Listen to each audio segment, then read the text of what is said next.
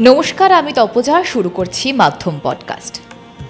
শুনো সবে মন দিয়ে, হইবে শিবের বিয়ে, কৈলাসেতে হবে অধিবাস, ও তাতে নারদ করে আনাগোনা, কৈলাসে বিয়ার ঘটনা, বাজে কাশি বাসি মোহন বাসরে। বঙ্গে নীল পুজো বা নীল ষষ্ঠী হলো একটি প্রধান জাগ্রত লৌকিক দেবতার পুজো। এই লৌকিক উৎসবকে নীলবতী নামে শিবকালীর বিবাহ উৎসবও বলা হয়।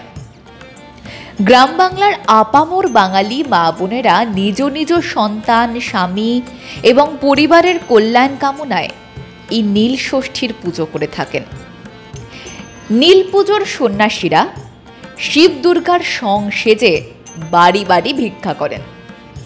ভিক্ষার সঙ্গে চলে নানা সুরে অষ্টকের গীত এবং নৃত্য। সারা দিন নীলের গান গেয়ে সন্ধ্যায় শিবের পুজো করে উপবাস ভাঙেন তারা। চৈত্র সংক্রান্তির চড়কের আগের দিনে নীল পুজো করেন ভক্তরা। নীল পুজো পশ্চিমবঙ্গের রাঢ়বঙ্গের বেশি জনপ্রিয়। পুরুলিয়া, বাঁকুড়া, মেদিনীপুর, বর্ধমান, উত্তর 24 পরগনা, দক্ষিণ 24 পরগনা, নদিয়া, হাওড়া এই সমস্ত জেলাগুলোতে নীলের পুজো ব্যাপকভাবে পালিত হয়। অন্যদিকে পূর্ববঙ্গের দিকে যদি তাকানো যায় তাহলে দেখতে পাবেন ময়মনসিংহ, বরিশাল, ঢাকা, চট্টগ্রামে নীল পুজো হয়ে থাকে। তবে নদিয়া জেলার নবদ্বীপে গাজন উৎসব খুব বিখ্যাত। এখানে বাসন্তী পুজোর সময় দশমীর ভোরে শিবের সঙ্গে পার্বতীর বিয়ে দেওয়া হয়। এই নীল পুজোয় ব্যাপক ভক্তের সমাগম হয়। নীল পুজোর বিশেষ রীতি হল নীল চণ্ডিকা বা নীলাবতীর সঙ্গে পরমেশ্বরীর বিয়ে উপলক্ষে লৌকিক আচার ক্রিয়াদি সম্পন্ন করা। এখানে নীল হলেন স্বয়ং নীলকণ্ঠ মানে শিব। কথিত রয়েছে দক্ষ যজ্ঞে সতীর দেহ ত্যাগের পর শিবের জায়া সতী পুনরায় সুন্দরী কন্যারূপে নীলোধ্বজ রাজার বিল্লবনে আবির্ভূতা হন।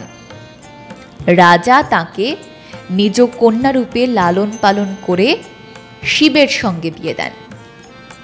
বাসর ঘরে নীলাবতী শিবকে মোহিত করে এবং পরে মক্ষী রূপ ধরে ফুলের সঙ্গে জলে নিক্ষিপ্ত হয়ে মৃত্যুবরণ করেন। একইভাবে রাজা রানীও শোকে প্রাণ বিসর্জন দেন। নীল পুজো হল শিব এবং নীলাবতীর বিবাহ অনুষ্ঠানের স্মৃতিবাহক। প্রথা অনুযায়ী নিম বা বেল কাঠ দিয়ে নীলের মূর্তি নির্মাণ করা হয়। চৈত্র সংক্রান্তির বেশ আগেই মূল মন্দির থেকে বাইরে বের করা হয়। পুজোর আগের দিন করা হয় অধিবাস। মধ্যরাতে শিবের বিয়ে উপলক্ষে দেবদেবীদের নিমন্ত্রণ করা হয়।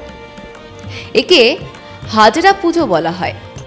এই হাজরা পুজোতে শিবের চেলাদের শোল মাছ পুড়িয়ে ভোগ দেওয়া হয়। পরের দিন নীলকে গঙ্গা জলে স্নান করিয়ে লাল শালু পরিয়ে অনন্ত 7টি বাড়িতে ঘোরানো হয়। এই সময় সন্ন্যাসীরা নিজেরা লাল বস্ত্র এবং রুদ্রাক্ষের মালা পরে হাতে ত্রিশূল নিয়ে নীল ঠাকুরকে নিয়ে শোভাযাত্রা করেন। সঙ্গে ঢাক ঢোল বাঁশি বাজিয়ে শিব দুর্গার সং সেজে নৃত্য করা হয়। বাড়ির গৃহস্থ মেয়েরা আলপনা এঁকে শিবকে আহ্বান জানান। বাড়িতে নীলের আগমনে তেল সিঁদুর দিয়ে বরণ করা হয়। সেই সঙ্গে চলে নীলের গান। সংসার রূপিণী হর পার্বতী, কৃষক শিব গৌরীর শাঁখা পরা ইত্যাদি নানা পর্যায়ের গান পরিবেশন করে থাকেন তারা। গানের শেষে চাল, সবজি, পুজোর সামগ্রী সংগ্রহ করা হয়।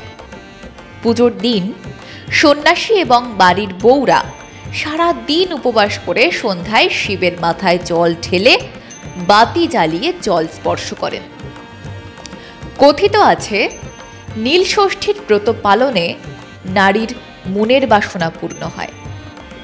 একইভাবে মনের বাসনা পূর্ণ করতে ভগবানের কাছে অনেকেই মানত করতে নীল পুজোর সন্ন্যাসী হয়ে থাকেন। নীল পুজোতে আবার আত্মনিগ্রহ করতে কাঁটা ঝাঁপ, অগ্নিঝাঁপ, বেড়া ঝাঁপ, জিভ ফোড়া, বড়শি গাঁথা, মাটির নিচে জ্যান্ত সমাধি ইত্যাদি করে শিবকে তুষ্ট করার রীতি এখনও অনেক জায়গায় প্রচলিত রয়েছে। কেমন লাগলো নীল পুজো বা নীল ষষ্ঠীর মাহাত্ম্য জানাতে ভুলবেন না আমাদের কমেন্ট বক্সে। সঙ্গে থাকুন, দেখতে থাকুন মাধ্যম।